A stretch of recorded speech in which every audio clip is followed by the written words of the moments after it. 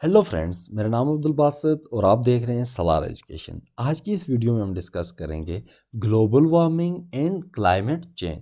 तो चलिए स्टार्ट करते हैं। सबसे पहले हम क्लाइमेट की डिफिनेशन देखते हैं। किसी भी एरिया का क्लाइमेट जो है उसकी एवरेज वेदर कंडीशंस जो हैं over a period of time, उसमें ईयर्स, डेकेड्स एंड सेंचुरीज आते हैं। इसको हम क्या कहते हैं? क्लाइमेट। अब जो वेदर के जो कोर्स है, पैटर्न्स हैं और जो ओवरऑल कंडीशन है उसको हम क्या कहते हैं? क्लाइमेट। फॉर एग्जांपल, पाकिस्तान का अगर कोई क्लाइमेट आपसे पूछे तो हम कहेंगे जी एरिड है इसका क्लाइमेट। इट मीन्स यहाँ पे समर जो है वो हॉट है और कोल्ड विंटर्स। साथ ही साथ वाइड वेरिएशंस पाई जाती हैं टेम्परेचर में डिफरेंट रीजन पे। फॉर एग्जांपल, गिलगित और कश्मीर की अगर हम बात करें, यहाँ पे स्नोफॉल होती है, लेकिन पाकिस्तान के पंजाब और सिंध में ये चीज़ें नहीं होती। अब स्नोफॉल वहाँ पे नहीं होती। और समर में यहाँ पे नॉर्मल टेम्परेचर है, वेरी नॉर्मल, और यहाँ पे हीट वेव्स। ये करैक्टरिस्टिक हैं एरिड क्लाइमेट की। अब पाकिस्तान का क्लाइमेट जो है आज एरिड है। अगर 50 साल पहले की बात करें तब भी एरिड था, और अगले 50 साल के बाद वो भी एरिड ही रहेगा। यानी कि क्लाइमेट की एक मेजर प्रॉपर्टी ये है कि ये रिलेटिवली कांस्टेंट रहता है, यानी ये चेंज नहीं होता। ये नहीं होता कि आज क्लाइमेट एक रीजन का और है, अगले हफ्ते कुछ और हो, तो ये रिलेटिवली कांस्टेंट रहता है। अब ग्लोबल क्लाइमेट क्या चीज़ है? ग्लोबल क्लाइमेट की अगर बात करें, हमने कहा किसी एक ख़ास रीजन, इस रीजन की जगह अगर हम अर्थ को डाल दें तो ये डिफिनेशन हमारी ग्लोबल क्लाइमेट की बन जाती है। यानी अर्थ की जो एवरेज वेदर कंडीशंस हैं उनको हम क्या कहेंगे? Global weather, global climate. अब वेदर क्या चीज़ है इसको देखते हैं। कोई एक रीजन है, उसमें जो हीट है, क्लाउडीनेस है, ड्राइनेस है, सनशाइन है, विंड है, रेन है, किसी एक ख़ास रीजन की एक ख़ास टाइम पे, इनमें से जो भी कंडीशन है इसको हम क्या कहेंगे? Atmospheric condition. इसको हम कहेंगे कि उस एरिया का वेदर है। फॉर एग्ज़ाम्पल, आप मुझे कॉल करते हैं, आप पूछते हैं भाई आपके सिटी का क्या मौसम है, तो मैं जवाब देता हूँ कि मेरे सिटी का जो टेम्परेचर मौसम है वो बहुत ज़्यादा बारिश है। तो शाम को आप फिर कॉल करते हैं तो मैं कहता हूँ भाई बड़ा ही अच्छा मौसम है। दूसरे दिन फिर कॉल करते हैं तो मेरा जवाब ये होता है कि मौसम ख़राब है। यानी जो वेदर है वो चेंज होता है। अच्छा, एक और चीज़ जो इम्पॉर्टेंट है, ग्लोबल वेदर। ग्लोबल वेदर का कोई कंसेप्ट नहीं है। वेदर जो है ये रीजन टू रीजन चेंज होता है और टाइम टू टाइम चेंज होता है। यानी एक दिन के अंदर ये 50 दफ़ा भी चेंज हो सकता है। चलिए देखते हैं क्लाइमेट चेंज को। अब हमने कहा कि क्लाइमेट जो है वो रिलेटिवली कांस्टेंट रहता है, लेकिन ये पूरा सच नहीं है। अभी जो हमारा क्लाइमेट है ये चेंज हो रहा है। अब ये क्लाइमेट चेंज क्या है? किसी भी रीजन की या ग्लोब की अगर हम बात करें या किसी रीजन की बात करें, इसमें जो significant, long lasting and unsustainable change जो है किसी भी रीजन के क्लाइमेट में, इसको हम क्या कहते हैं? Climate change. जब क्लाइमेट चेंज होता है तो वहाँ की वेदर कंडीशन जो है वो ऑटोमेटिकली चेंज होती हैं, क्योंकि किसी भी रीजन का वेदर जो है उसके क्लाइमेट से डायरेक्टली रिलेटेड होता है। अब ये जो क्लाइमेट चेंज का कंसेप्ट है ये 20वीं सेंचुरी के मिड या एंड पे स्टार्ट हुआ, क्योंकि उससे पहले क्लाइमेट चेंज का कंसेप्ट बहुत ज़्यादा वसी नहीं था। पता था लोगों को कि क्लाइमेट चेंज हो रहा है। अब 1960 के टाइम पे साइंटिस्ट ने ऑब्ज़र्व किया कि हमारी जो एवरेज टेम्परेचर है और जो ओवरऑल कंडीशंस हैं हमारे वेदर, हमारे क्लाइमेट की, वो बहुत ज़्यादा चेंज हो रही हैं। और देखते देखते आज के टाइम पे क्लाइमेट जो है बहुत ज़्यादा चेंज हो गया है, और जो इंटरनेशनल कम्युनिटी है वो ट्राई भी कर रही है कि इसको रोका जाए, लेकिन अभी तक कुछ ख़ास हुआ नहीं है। अच्छा, क्लाइमेट चेंज के साथ एक और टर्म है जिसको हम कहते हैं ग्लोबल वार्मिंग। कुछ लोग इसको सेम समझते हैं, बट ये सेम नहीं है, ये इंटरलिंक्ड हैं बट नॉट द सेम। अब सबसे पहले हम देखते हैं कि ग्लोबल वार्मिंग क्या चीज़ है। अगर सिंपल डिफिनेशन करें तो global warming steady and consistent rise in global temperature, यानी जो एवरेज टेम्परेचर है ग्लोब का वो इंक्रीज कर रहा है, इसको हम क्या कहते हैं, ग्लोबल वार्मिंग। बस ग्लोबल वार्मिंग सिर्फ और सिर्फ यही है। अब क्लाइमेट चेंज ये क्या है? क्लाइमेट चेंज इसमें इंक्लूड है ग्लोबल वार्मिंग, किसी एक ख़ास रीजन की वार्मिंग और कूलिंग, और कुछ रीजन ऐसे हैं जिनमें कूलिंग हो रही है। फॉर एग्जांपल रॉकी माउंटेन्स के ईस्टर्न रीजन यानी नॉर्थ अमेरिका के अंदर इस वक्त कूलिंग हो रही है। किसी एक रीजन में टेम्परेचर इंक्रीज कर रहा है और वहाँ पे डिक्रीज कर रहा है, और ओवरऑल जो टेम्परेचर है हमारी ग्लोब का वो इंक्रीज कर रहा है। यानी climate change is a broader term. इसके साथ साथ और भी चेंजेस हैं, जैसे कि rising sea level, rapidly shrinking mountain glacier जो है वो बहुत जल्दी से मेल्ट कर रहे हैं। उसके बाद जो हमारे प्लांट्स हैं इनके ब्लूमिंग टाइम जो है वो चेंज हो रहा है।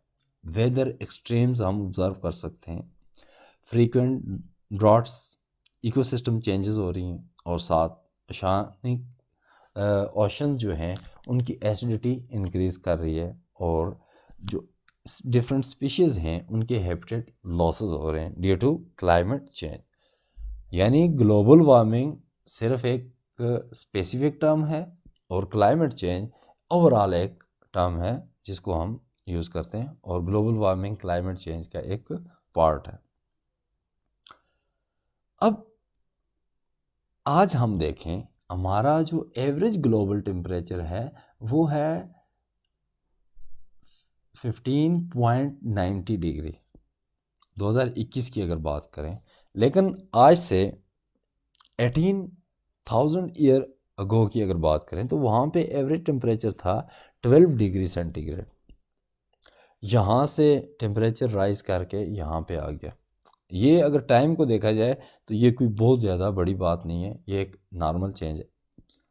लेकिन हमारे पास एक रेफरेंस पॉइंट है 1880। अब ये रेफरेंस क्यों है? हम यहाँ से अपने वेदर को जो है मॉनिटर करना स्टार्ट किया, तब हमने देखा कि हमारा जो एवरेज टेम्परेचर है वो है 13.8 डिग्री, यानी 18,000 साल के अंदर हमारा टेम्परेचर राइज कर गया है कितना, 1.8 डिग्री। लेकिन यहाँ से यहाँ पे अगर हम देखें 13.8 डिग्री से लेके 15.90 डिग्री तक राइज कर गया, यानी 18 साल के अंदर 1.8 डिग्री इंक्रीज़ हुआ, और अगले 140 ईयर्स के अंदर 2.1 डिग्री इंक्रीज़ हो गया। अब ये क्यों चेंज हो रहा है? ये चेंज हो रहा है, नेचुरल साइक्लिक प्रोसेस हैं कुछ 2-3 जिसको हम यहाँ पे डिस्कस बिल्कुल भी नहीं करेंगे, उनकी वजह से ये चेंज हो रहा है, ये इंक्रीज़ कर रहा है। अब वो साइक्लिक प्रोसेस हैं, साइकिल जब रिटर्न करेगा तो ये टेम्परेचर डिक्रीज़ करना स्टार्ट हो जाएगा। अब वो प्रोसेस हैं, एक जो अर्थ का ऑर्बिट है उसकी एक्सेंट्रिसिटी चेंज हो रही है, दूसरा ये है एक्सियल टिल्ट वो भी चेंज हो रहा है, तीसरा प्रिसेशन, ये आप नाम याद रख लीजिए, इसको हम डिस्कस नहीं करेंगे। तो अब ये वाला जो चेंज है अगर हम इसको देखें, इसके लिहाज से ये इसके ट्रेंड में फिट नहीं बैठता, क्योंकि 18,000 साल में इतना कम चेंज आया और अगले 140 साल के अंदर इतना ज़्यादा टेम्परेचर में जो है वो इंक्रीज़ हो गया, तो ये नॉर्मल बिल्कुल भी नहीं है। अब ये जो है ह्यूमन काज है, ह्यूमन एक्टिविटीज़ की वजह से ये राइज हुआ है टेम्परेचर में।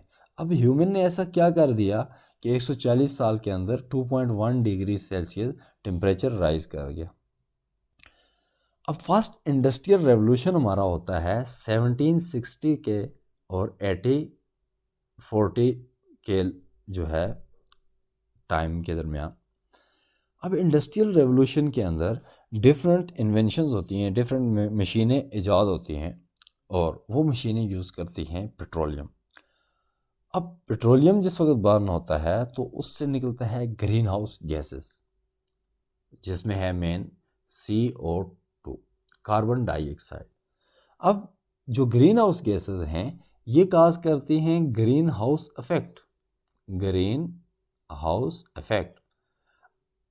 लेकिन इंडस्ट्रियल रेवोल्यूशन के रिज़ल्ट में और एक्सटेंसिव यूज़ ऑफ पेट्रोलियम, इसके रिज़ल्ट में हमारी कंसंट्रेशन ग्रीन हाउस गैसेस की बहुत ज़्यादा होगी। वैसे तो ग्रीन हाउस इफेक्ट नॉर्मल है, बल्कि ज़रूरी एग्जिस्टेंस के लिए, लेकिन जब कंसंट्रेशन बहुत ज़्यादा हो जाए तो इसको हम कहते हैं enhanced green house effect. Enhanced green house effect क्या काज करता है? Global warming. यानी कि हमारा जो ये ग्लोबल वार्मिंग हम ऑब्ज़र्व कर रहे हैं, ये इंडस्ट्रियल रेवोल्यूशन और उसके बाद अभी तक हम पेट्रोलियम यूज़ कर रहे हैं, उससे जो ग्रीन हाउस गैसेस निकलती हैं वो मेन कल्प्रिट हैं इस ग्लोबल वार्मिंग की। अब क्लाइमेट को अगर देखें, क्लाइमेट और ग्लोबल वार्मिंग, इसमें क्या रिलेशन है कि क्लाइमेट एक स्पेसिफिक टर्म है और नहीं, हमारा जो ग्लोबल वार्मिंग है वो एक स्पेसिफिक टर्म है जिसको हम यूज़ करते हैं राइज इन टेम्परेचर, और जो क्लाइमेट चेंज है ये एक ब्रॉडर टर्म है। अब क्लाइमेट चेंज की काजेस देखते हैं। अब जो उसकी मेन काज है high concentration of green house gases. जब कंसंट्रेशन ग्रीन हाउस गैसेस की हाई होती है तो इससे काज होता है enhanced green house effect. Enhanced green house effect means कि ग्लोबल वार्मिंग, यानी क्लाइमेट चेंज की मेन काज क्या है? Global warming. Global warming is the main cause of climate change. अब ये प्रोसेस चलता कैसे है, चलिए ये देखते हैं। अगर हमारे एटमॉस्फेयर में ज़्यादा गैसेस हैं तो इसका मतलब है कि हमारा एटमॉस्फेयर का टेम्परेचर इंक्रीज़ करेगा। जब टेम्परेचर इंक्रीज़ करेगा तो हमारे जो ओशंस हैं उनका टेम्परेचर भी क्या करेगा? इंक्रीज़ करेगा। और जो पोल्स पे स्नो है या ग्लेशियर के अंदर जो स्नो है वो मेल्ट करेगी, और साथ ही साथ वेपरेशन जो है वो भी तेज़ होगी, और जो लिविंग कंडीशंस हैं अर्थ पे वो भी चेंज होंगी। यानी ये चार चेंजेस जो है ये मस्ट हैं जब टेम्परेचर हमारा इंक्रीज़ करता है। अब वार्म ओशन होते हैं तो टेम्परेचर क्या करता है? इसका राइजिंग सी लेवल काज करता है, और यहाँ पे मेल्टिंग होती है तो यहाँ से वाटर ऐड होता है ओशंस में, तो ये सी लेवल जो है वो और ज़्यादा राइज करता है। यहाँ पे वेपरेशन ज़्यादा होती है। वेपरेशन जब ज़्यादा होती है तो कुछ एरियाज़ जहाँ पे वेपरेशन ज़्यादा होती है वहाँ पे ड्राउट वगैरह है, रेन कुछ भी नहीं हो रही, लेकिन वो जो पानी ऊपर जा रहा है वो किसी और एरिया में जाके एक्सट्रीम प्रेसिपिटेशन वगैरह काज कर सकता है। रेन हो सकती है, स्नो हो सकती है, और ज़्यादा पानी होगा तो स्ट्रॉन्गर स्टॉर्म्स होंगे।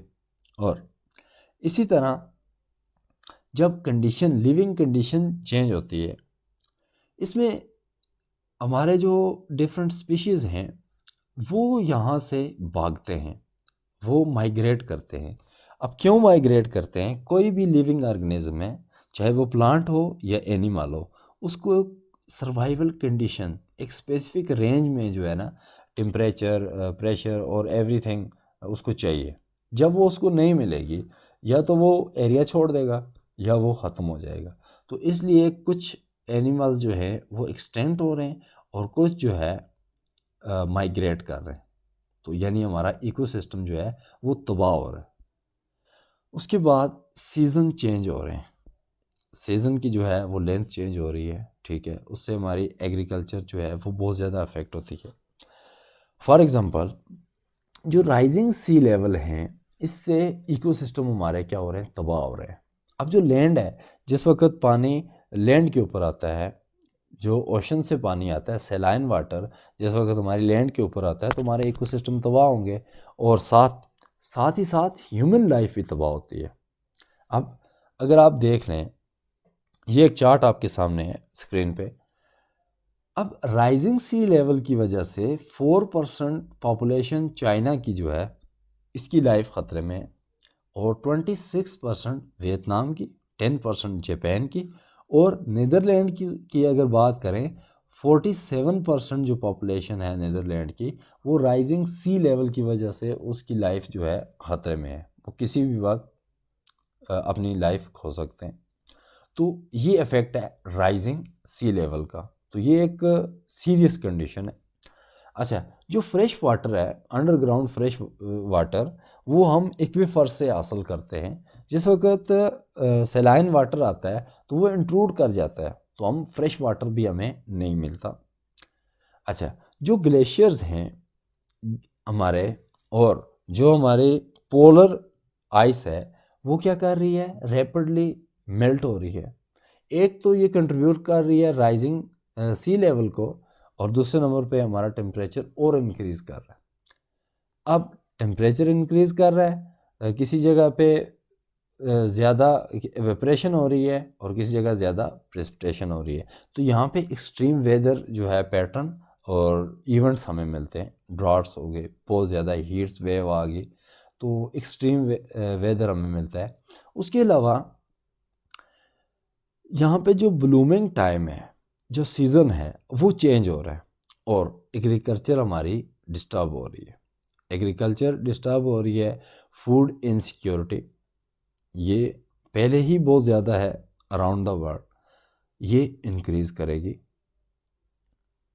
और साथ जिस वक्त टेम्परेचर इंक्रीज़ करता है वाटर का, ओशन का टेम्परेचर इंक्रीज़ करता है, तो उनकी जो कैपेसिटी है गैसेस को एब्जॉर्ब करने की, वो कैपेसिटी बढ़ जाती है, और वो कार्बन डाइऑक्साइड को, ओशन जो है वो कार्बन डाइऑक्साइड को क्या करते हैं, एब्जॉर्ब करते हैं।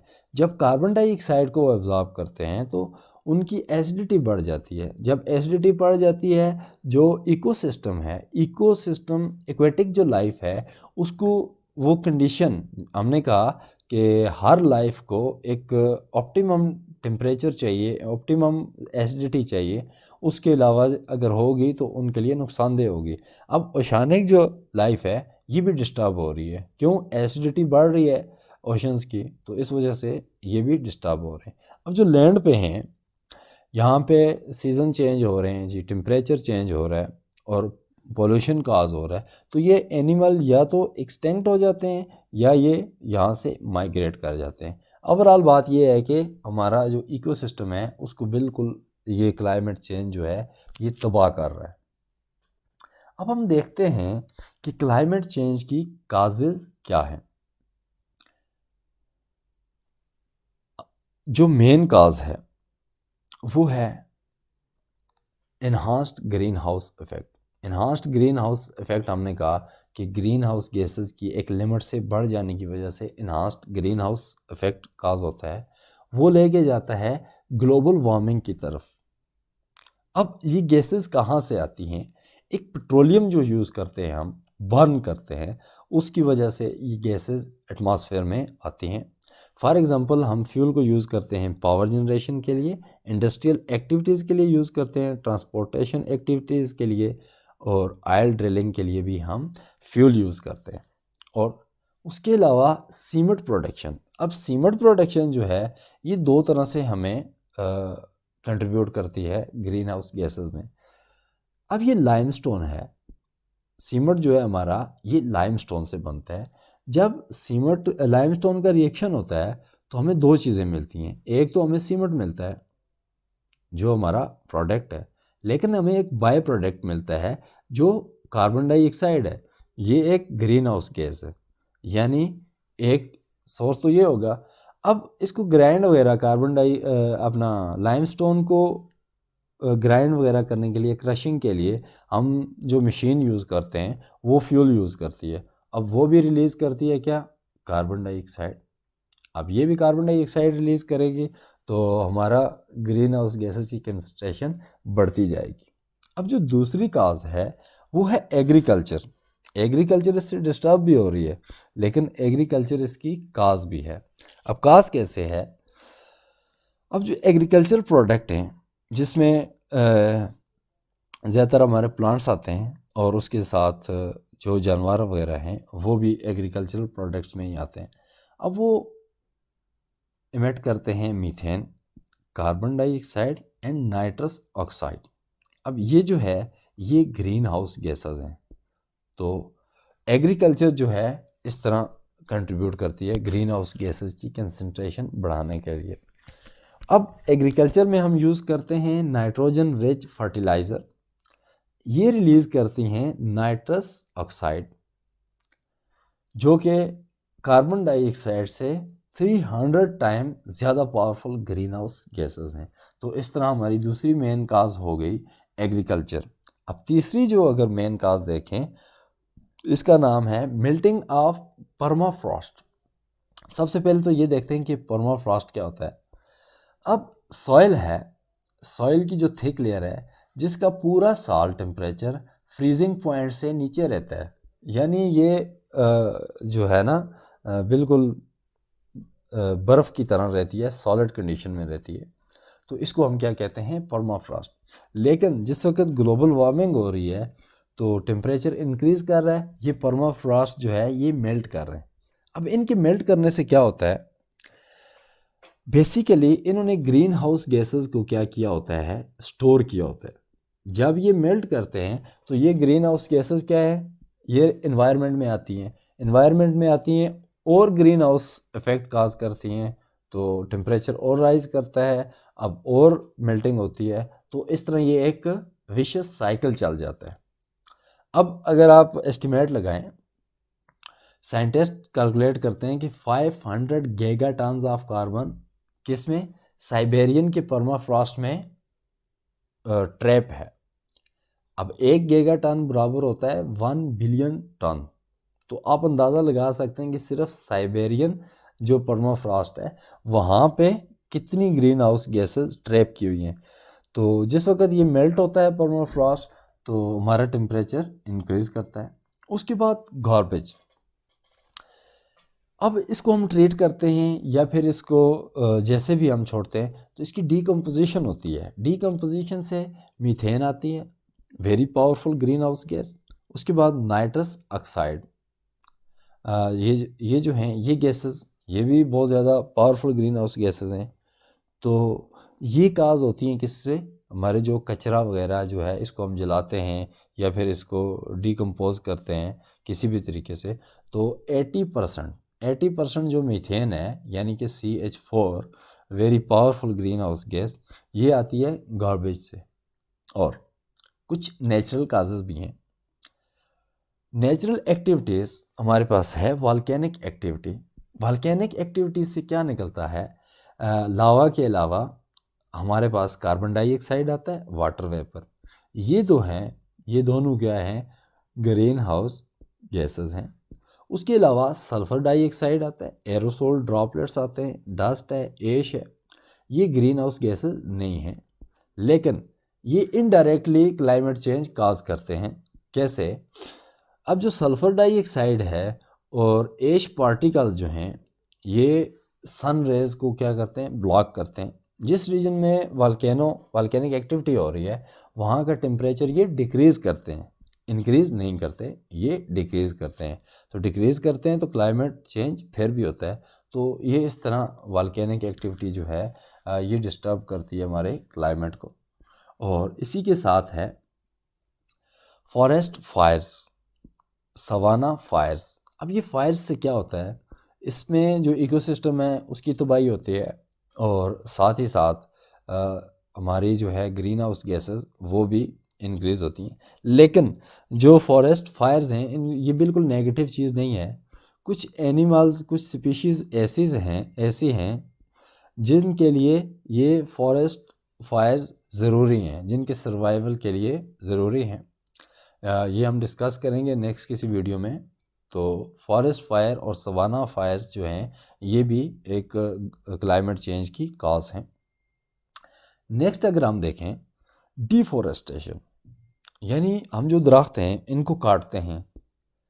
अब ये जो फॉरेस्ट हैं इनको कहा जाता है कि ये कार्बन सिंक हैं, यानी कार्बन को ये क्या करते हैं, एब्जॉर्ब करते हैं। ये क्यों एब्जॉर्ब करते हैं, एक प्रोसेस है जिसको हम कहते हैं फोटोसिंथेसिस। इससे ऑक्सीजन बनती है जो लिविंग ऑर्गेनिज्म यानी एनिमल्स वगैरह के लिए बहुत ज़रूरी है, उनकी सर्वाइवल के लिए। तो प्लांट्स क्या करते हैं, एनवायरनमेंट से CO2 यानी कार्बन डाइऑक्साइड एब्जॉर्ब करते हैं, उसको फोटोसिंथेसिस के प्रोसेस से उससे बनाते हैं ऑक्सीजन, और ये सब एनिमल्स को देते हैं। तो ये हम परस्कून इसको यूज़ करते हैं। लेकिन प्लांट्स क्या करते हैं, यहाँ पे स्टोर करके रख देते हैं, अपने अंदर कार्बन डाइऑक्साइड को स्टोर करते हैं। लेकिन जिस वक्त हम इन प्लांट्स को काट देते हैं, इसमें दो तरह के इफेक्ट होते हैं। एक तो ये है कि हमारे पास अब कोई सिंक मौजूद नहीं है, कार्बन सिंक नहीं है। अब जो भी ग्रीन हाउस गैसेस आएंगी वो एटमॉस्फेयर में रहेंगी, और एटमॉस्फेयर में रहेंगी तो यहाँ पे काज करेंगी green house effect, enhanced green house effect और ग्लोबल वार्मिंग। और दूसरा ये है कि ये जो स्टोर की हुई है, ये जो प्लांट्स हम काट रहे हैं, इनने अपने अंदर कार्बन डाइऑक्साइड को स्टोर किया हुआ है। तो जिस वक्त हम इनको काटते हैं तो ये रिलीज़ होती है। अब ये रिलीज़ होती है तो ये भी काज करती है क्या, ग्रीन हाउस इफेक्ट। तो इस तरह कुल मिला के क्लाइमेट की तबाही का सामान तैयार होता है। तो आज की वीडियो को हम यहीं पे ख़त्म करते हैं। अब इफ़ेक्ट देखने हमने नेक्स्ट वीडियो में देखेंगे, नेक्स्ट कुछ वीडियोस में देखेंगे, क्योंकि क्लाइमेट के इफ़ेक्ट बहुत ज़्यादा हैं। एग्रीकल्चर पे है, इकोसिस्टम पे है, और मुख्तलिफ एस्पेक्ट्स हम देखेंगे। एक एक करके डिफरेंट वीडियोस बनाएंगे, फुल डिटेल वीडियो बनाएंगे। तो आज की वीडियो हम यहीं पे ख़त्म करते हैं। आज की वीडियो में हमने पढ़ा global warming and climate change. अगर आपको ये वीडियो पसंद आती है, इसको लाइक कीजिए और शेयर कीजिए, और ऐसी वीडियोस और देखना चाहते हैं, यूट्यूब का हमारा जो चैनल है इसको सब्सक्राइब कीजिए। And thanks for watching.